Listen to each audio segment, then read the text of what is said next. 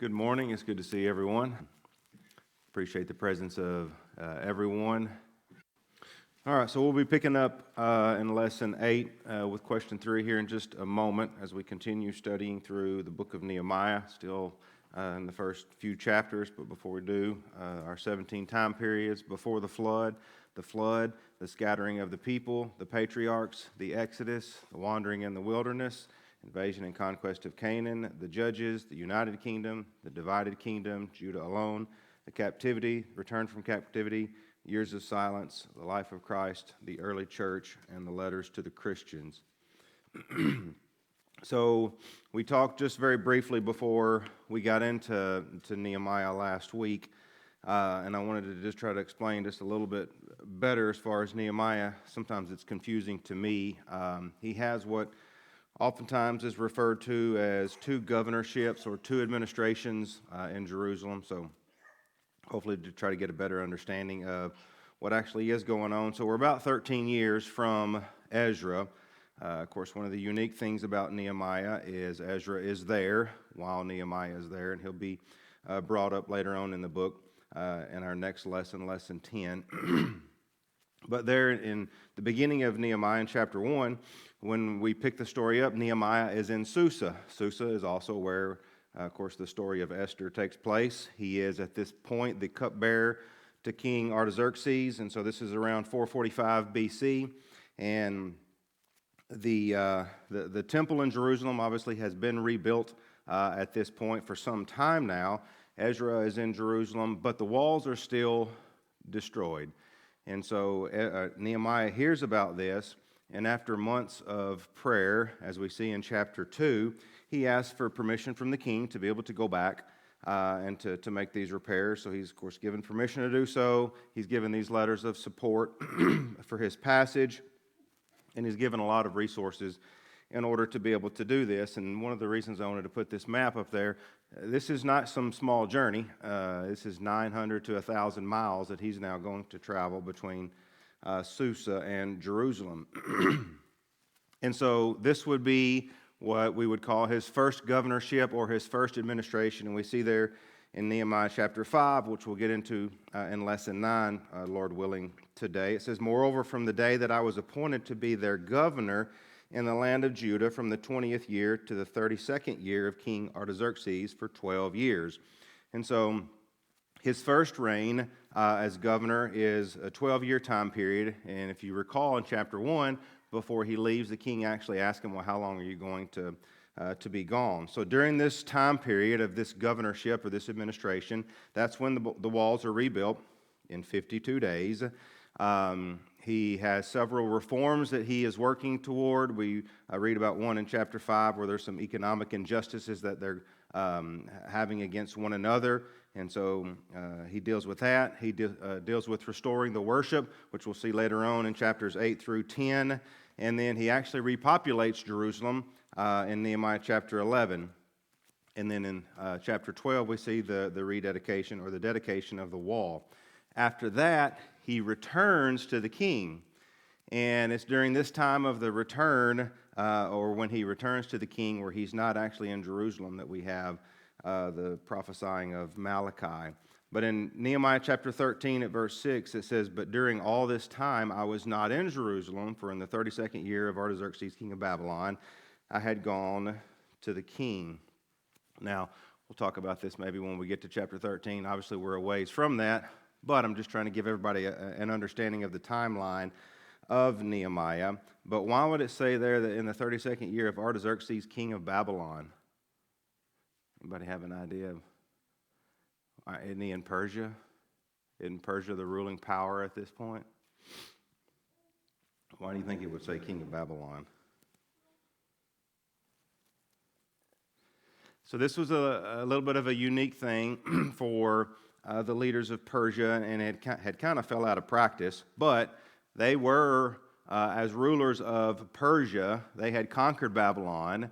And so there were times that people would refer to themselves as both the king of Persia or the king of Babylon or even just the king of the land because they were rulers over all of this area. So it doesn't necessarily mean that he lived in the area of Babylon, although with some of the research that I've done, it does sound like the king kind of moved around from place to place within where he was governing. So it's possible that he could have been, but this was just something that the kings and the rulers of Persia did. So after this, so he's had his governorship, he's returned to the king, and actually if you continue reading in Nehemiah 13, verse 6, it says, after some time, however, I asked leave from the king, and then in verse 7, and I came to Jerusalem and learned about the evil that Elisha had done for Tobiah by preparing a room for him in the courts of the house of God. So this is now the beginning of what some would refer to as his second governorship or his second administration. Whenever he has to go back and deal with a lot of issues that now have happened in this time period that he's been gone. Again, Malachi was prophesying, and we'll get into that later on in our Bible class.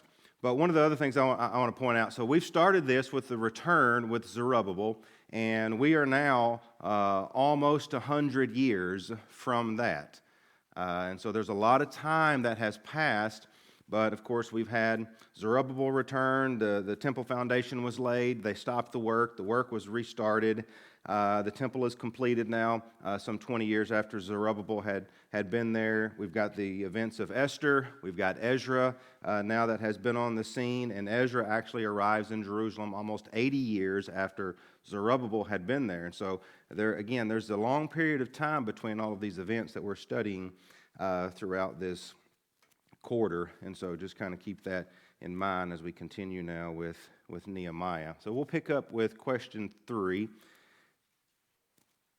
says from Nehemiah chapters 1 through 3, what specific actions reveal Nehemiah's leadership, and how do those actions shape our understanding of spiritual leadership in the Lord's work today? And you'll notice several of the questions kind of lend themselves to us gleaning some information about Nehemiah and his leadership. Nehemiah is one of my favorite characters of the Bible because of how he kind of handles himself, and I think that he is a great example of a leader. So we'll talk about this now and also in some questions with our next lesson as well. So what specific actions do you see revealed about Nehemiah in these first 3 chapters? April? It said Nehemiah depends on God. He assesses the situation, calls people to action, and then leads by example. Yeah. So what's one of the very first things that he does there? He prays, and one of the things that I think is interesting to me, it's not like he's just going to pray and then, okay, it's over. It's actually for several months he's praying before he actually acts. And so that's his first thing that we note is the foundation that he has and the recognition that he has and who God is. But then there's a lot of and I can't remember the word that April used, but there's a lot of planning that is going on and preparations that are being made after he has these prayers that he asks to God. And then he is, as April said, he is leading by example. But with all of this, there's recognition that, one, who God is, but two, he recognizes even the danger and what he has to do or what he feels like he needs to do. He understands the risk of the position that he's in and then going before the king. And then the journey that we talked about, 900 to 1,000 miles, the difficulties that could bring. And so the planning that he does for that as well. And then his ability to lead by example, but still kind of mobilize the people to work. And we see that in chapter 2 and verse 18, where he says, let us rise up and build. And so he's framing it as this is an us thing, it's not a you thing. And so we're going to do this together, but I need you, and let us rise up and build. This is going to be a shared responsibility that we have going on here. And then in chapter 3, one of the things that I think is good or great about what we see with his leadership is his organization of all of these different people and the way that the work is going to be done. And so, go ahead, Miss Francis. Chapter 2, verse 20, he's faithful and he lets everybody know that God will be with him. Yes, and that's another great example of he has this sense and this faith and this trust himself, but he's trying to make sure that everyone else that he is leading recognizes this as well. So one of the things, obviously, and the most important thing is his integration of prayer before he does this planning. But one of the things that I think is good about Nehemiah is it seems to be the way that his mind works is he does want to have a plan in place before he just starts talking. And the picture that we have depicted here. So what did he do whenever he first got to Jerusalem? Shannon? The key word I keep thinking of too, he pauses. Even if he doesn't seem like he does, he's like gliding smoothly, but he's pausing, he's pondering, he's asking God. It's smooth. Yeah. And so often, I think, as leaders, we want to just react and react probably too soon. But I think that there is this sense of patience that he has. And so he goes out at night to inspect everything. People don't know where he's at besides the people that he's taken with him. And he's analyzing the situation again. And he's now he can formulate a plan because he sees how bad the situation is. He had been told there in chapter 1. Now he sees this himself. And so he's able to develop this plan before talking to the people about the plan that he thinks that they need to have in rebuilding. So all of these things, I think, are just good attributes that as leaders we need to recognize and emulate. Anything else on number 3? Todd? That joke that, when the boss shows up, it's like, we're from corporate and we're here to help. And so you could imagine how he might be rejected as this guy from Susa who hasn't been there for the struggle. And so he informs himself so that they can't use that against him. Yeah, absolutely. Daddy? Planning, over there in chapter 3, didn't he organize people according to where they was located at? And so basically he organized people with that, with their location that they lived, and I'm thinking too with the skills that they had.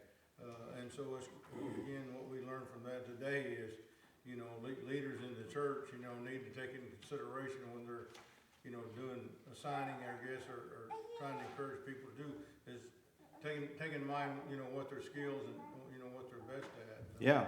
I mean, everybody's going to have a certain level of talents, some probably more than others, but it's not a good leader that's going to take someone that's not very talented in masonry, and I'm going to stick them in that position. And so a leader is going to be able to recognize people's talents and abilities and be able to put them in areas where they're going to be successful themselves, but it's going to help the group as a whole be successful. And obviously, he must have been pretty good at it if you're going to be able to build the wall in 52 days. Let's move on to question number 4. So Nehemiah repeatedly attributes success to the good hand of my God, there in verse 8 and verse 18 of chapter 2, and declares the God of heaven will make us successful in chapter 2, verse 20. So how does Nehemiah balance careful planning with explicit dependence on God? And then compare 1 Corinthians 3, verse 6, and 2 Corinthians 9, 8 through 15. What does this teach about divine success versus human effort?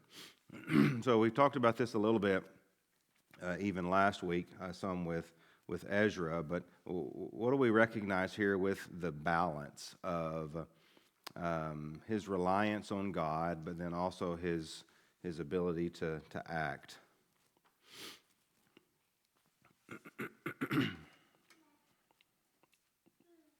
Todd? Kind of reminds me of young David, who had full confidence in God, but he still got 5 smooth stones out of that brook. He didn't know how God was going to deliver him that day. He's going to go out there and do what he knows to do. Yes. So how could we connect this with what we read there in 1 Corinthians chapter 3 and also 2 Corinthians chapter 9?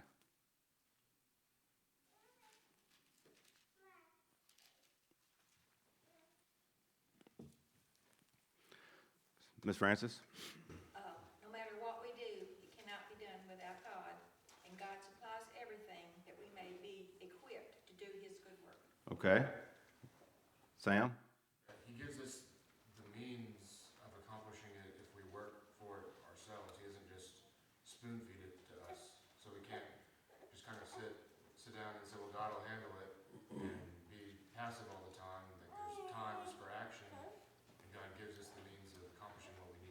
Yes, I think the key word there is action. There is action that still has to take place. And obviously Nehemiah, after he's prayed for months, he could be like, okay, you know, it's good enough. The good hand of God is going to take care of us. But no, he acts. He recognizes that God has given him the ability. He's going to give them the protection and the guidance, but there is still action that has to take place. Jesse, you had your hand up. I don't really have much more to add to it. So with 1 Corinthians chapter 3, obviously we know that Paul planted, that Apollos watered, but who gave the growth and the increase? It was God. But there was still action that was required in that situation. There in 2 Corinthians chapter 9, God was the one that was supplying the grace. He was supplying all sufficiency, and he was producing this thanksgiving.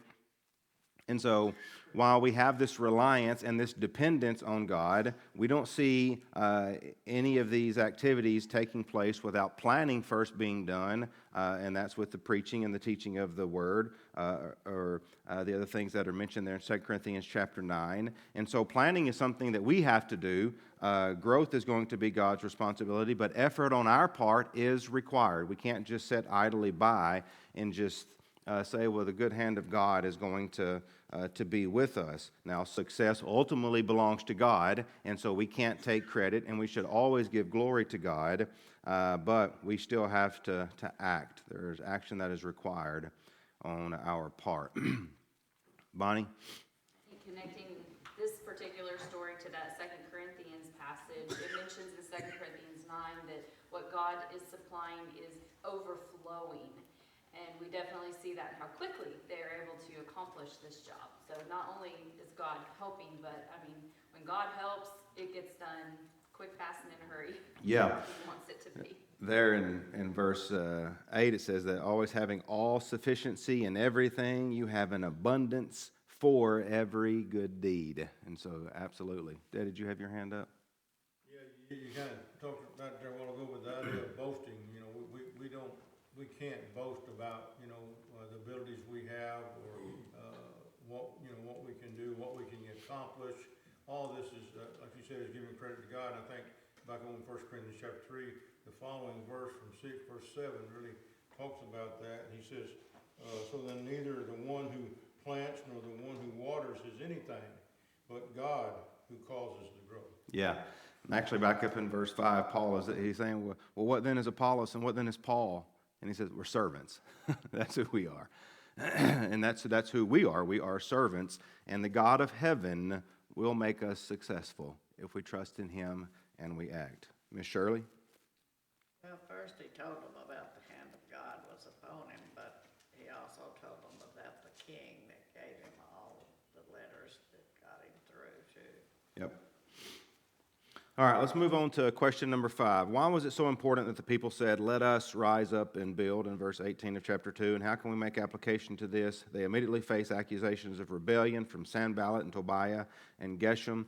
In light of Ezra 4, 7 through 23, why was the charge serious? And what do you observe about Nehemiah's response in 2 verse 20? What principles does it establish for how God's people should respond to opposition today? So we'll take all 5 questions one at a time. So the first question, why was let us rise up and build so important? Why was that something that was important? They stopped Ezra earlier from building. Yes, yep, they did. So he said by the good hand of God they would prosper, but they had to rise up and do their part and do the building. Yeah, there in Ezra chapter 4, obviously the similar accusations that we see here were made against Ezra, and so they actually had stopped the work. But one of the things that we also had pointed out whenever we were studying that, under Persia rebellion, that's a capital offense, and so that's pretty serious. So that was obviously one of the reasons why it was so serious. But why was let us rise up and build so important? That. Okay, he couldn't do it by himself, absolutely. Daddy? I think this is attributed to Nehemiah and the ability he had in motivating the people. You know, he talked about how God was going to make them prosper. So he unified the people in doing this, and so unity, I think, was the important thing here of being able to get work done. Yeah, so just the the two-letter word there, us, obviously shows this unity. The work's not going to be done by Nehemiah. The work's not going to be done by just one group, but it's going to take all of us. What else? Norm? Well, there's a big difference between, boy, somebody ought to do something about this, and I'm responsible. And so the participation is based on personal responsibility. Because apparently before they'd gone by and looked at the place, and what a mess. Gee, somebody ought to do something about this, kind of attitude. Yeah, and I think that's one of the key things. They had been made aware of it, but there's a difference between acknowledging, yeah, this is a problem, and actually taking ownership of this. Okay, yeah, this is a problem, and we have to fix it. Let us rise up and build. And then also there in verse 18, it talked about, and they strengthen their hands for the good work, and so they're being now deliberate. And again, this is after years of this not being done, and now there's this recognition and this call to action that they have that we see. So we talked about the seriousness of the accusations that were being made and the potential rebellion, but what do we learn from Nehemiah's response there in verse 20?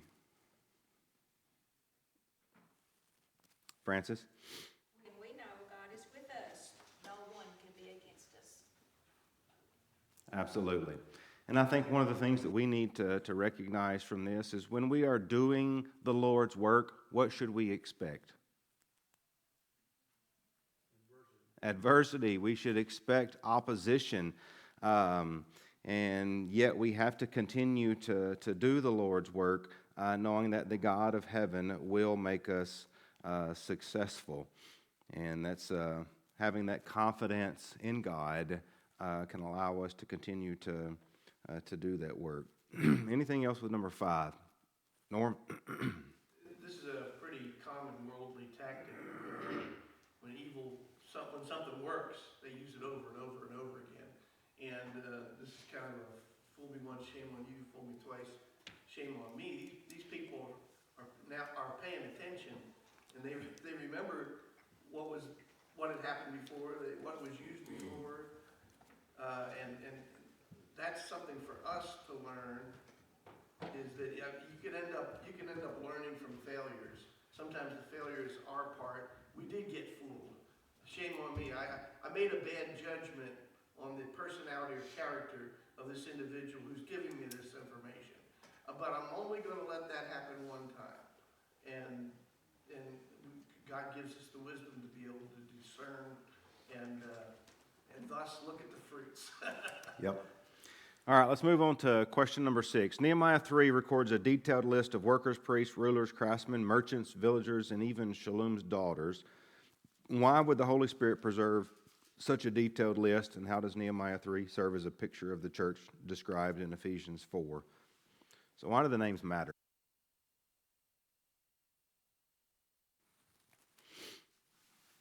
Francis? They're a group as a whole, and they all have a specific part to do.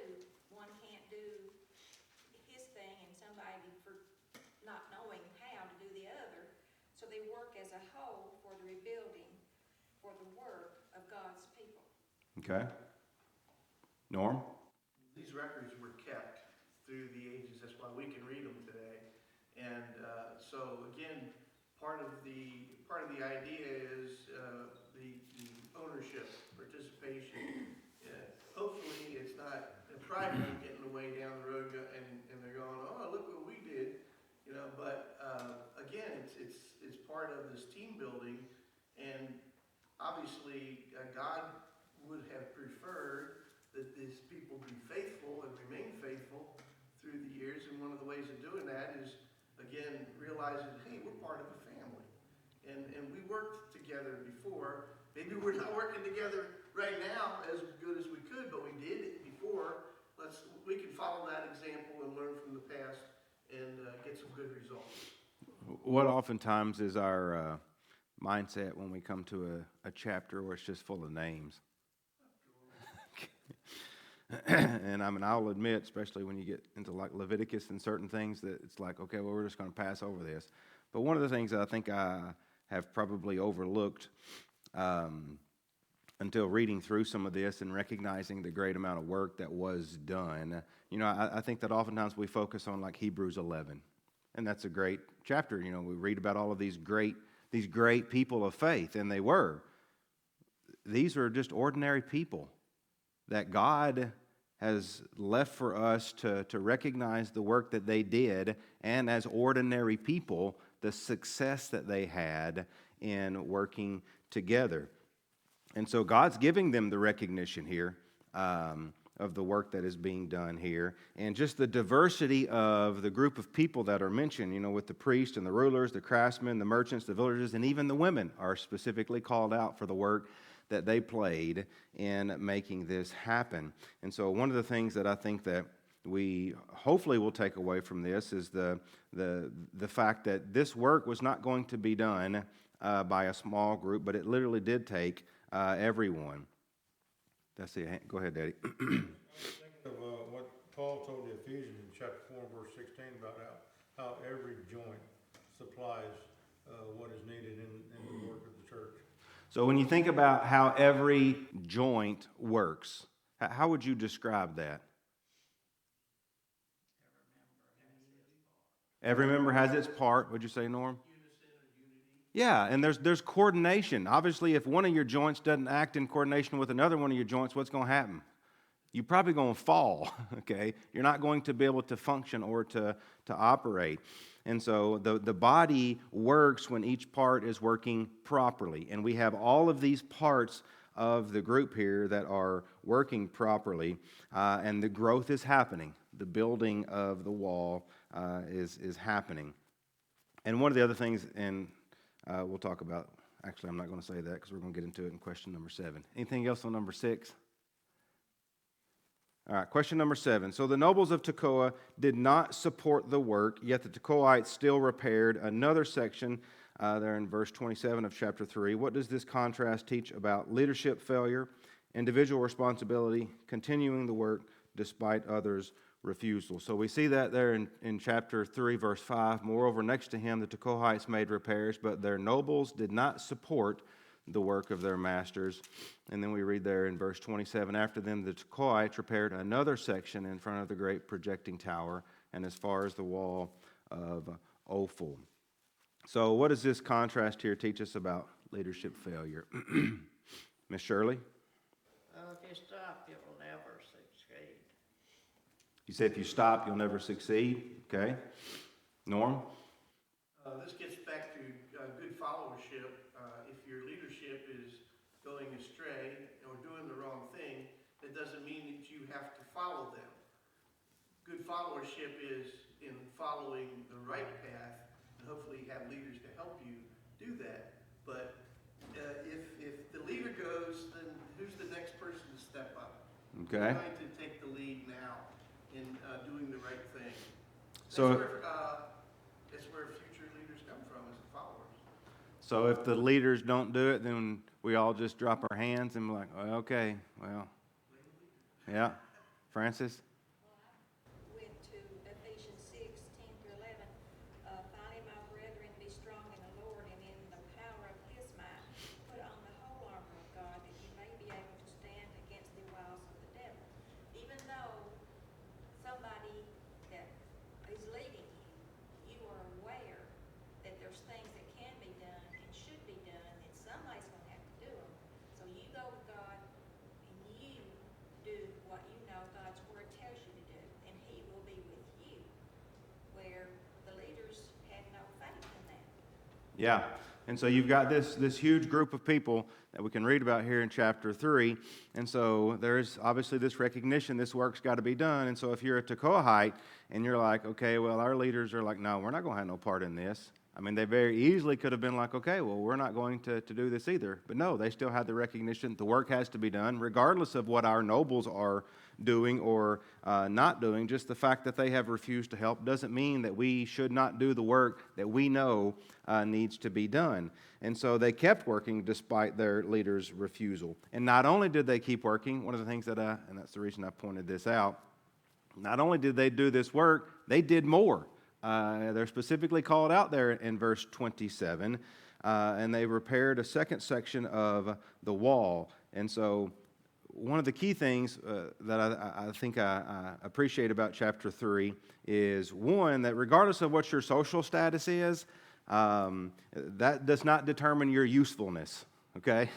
You don't have to be a noble or a leader to be able to work. Your usefulness is not determined by who you are, but the amount of work that you do. And our service to God cannot depend on anyone else's, okay? You cannot use the elders or the preacher or the longest standing member of the congregation. You can't use anybody as an excuse to not do the work that needs to be done.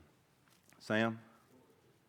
It kind of reminds me of like authority, and like if you're commanded to do something and you do it right, but for your own reason, like you use your own logic instead of just obeying what you were told.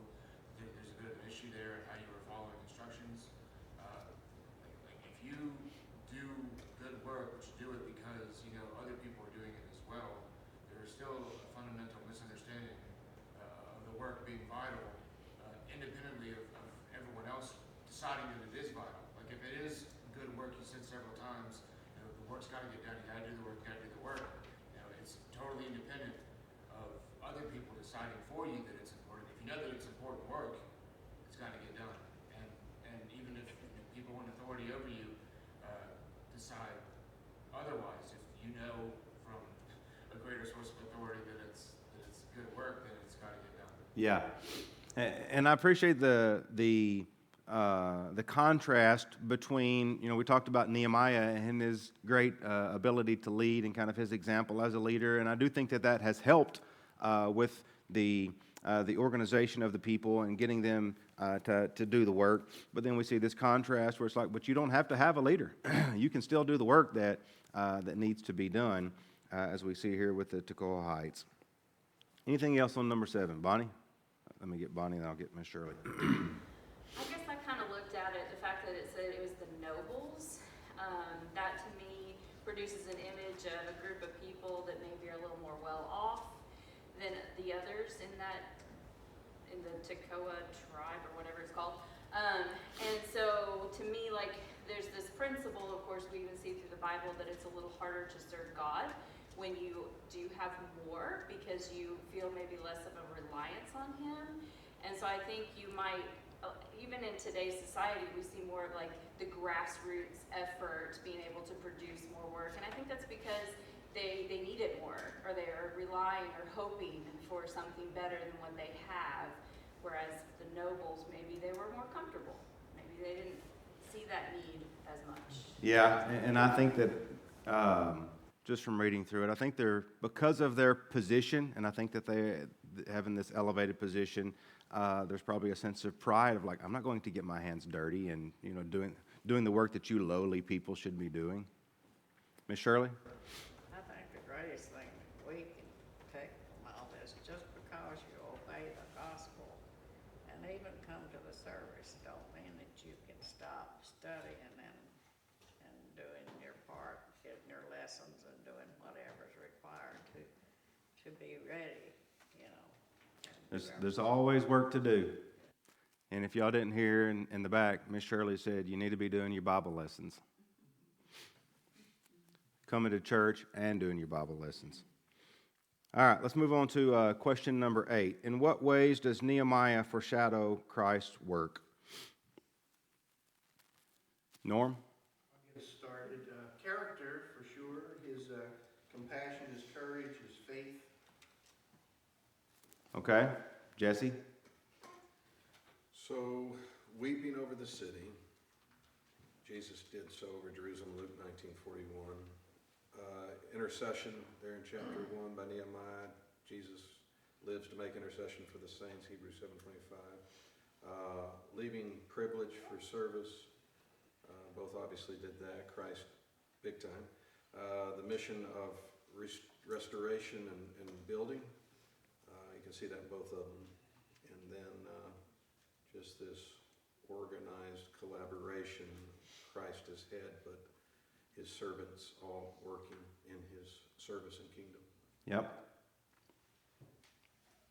So one of the, and those are several that I had. One of the things that I also had was the way that Nehemiah was kind of moved by the disgrace of his people there in chapter 1 and verse 4. And obviously we know that Jesus wept over Jerusalem, and he bore our shame, as mentioned there in Hebrews chapter 12 and verse 2. And go ahead, Norm. One of the interesting ones was the idea about the wall, the city were broken, and his job was to fix the broken wall. And you can think about that from the standpoint of sin and a person's life, and how Christ helps to fix that brokenness there. Yep, that's another one that I had down. And another one, obviously, whenever Jesus calls his disciples, he tells them to deny what? Deny themselves and follow me. And so there's this wholehearted commitment that Jesus calls for us to have. And I think that we see Nehemiah calling the people with that as well. And they say, let us rise up and build.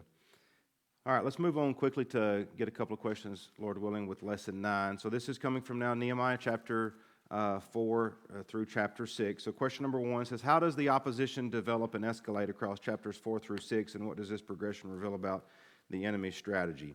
So what do we see here with the ramping up of the opposition that is going on here in chapters 4 through 6?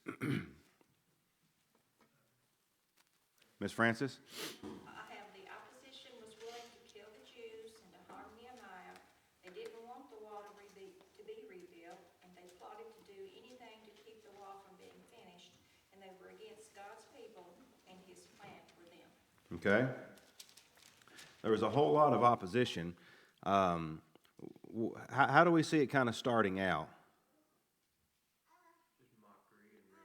Yeah, there's just words that are really being used to try to oppose them, and so they're really trying to just attack the morale of the people. And I think that the objective of that is just try to discourage the people from doing the work, and hoping that the work is going to stop before it can gain any more momentum.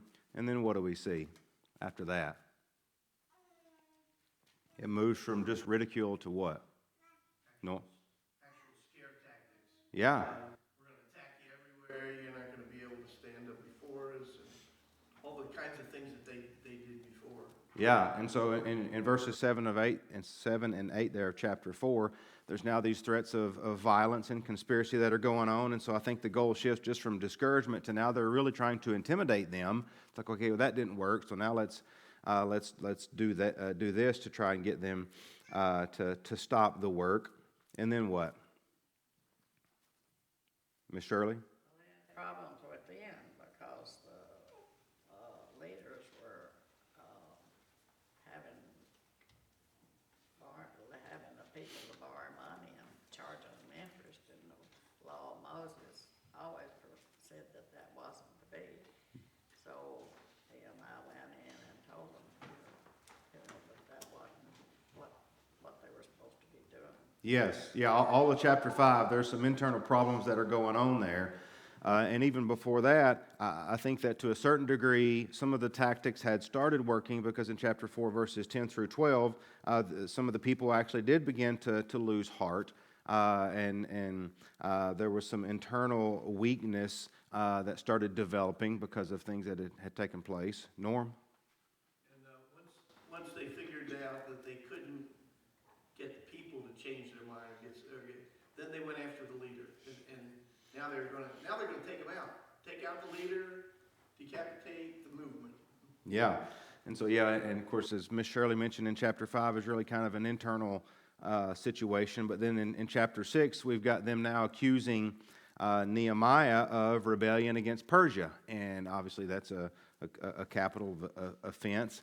And so they're trying to discredit Nehemiah and using that to halt the work as well. And then we've got a false prophet there later on in chapter 6 that's attempting to persuade Nehemiah. What's he trying to persuade Nehemiah to do? Come talk to us, negotiate. Yeah, and he's at one point tempting him to hide in the temple as well there. And so what can we learn from this?